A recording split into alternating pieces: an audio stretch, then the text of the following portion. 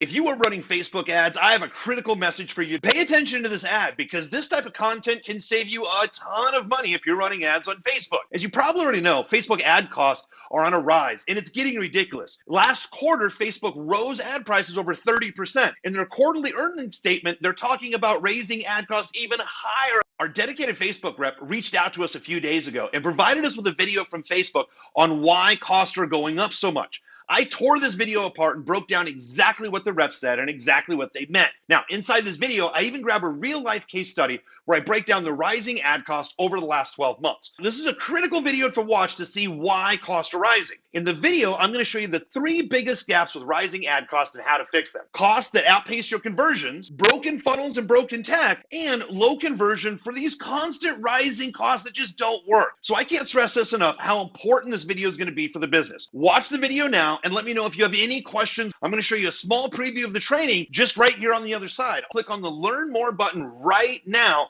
to access the free video and the instant training to start lowering your ad costs today. Here's the preview.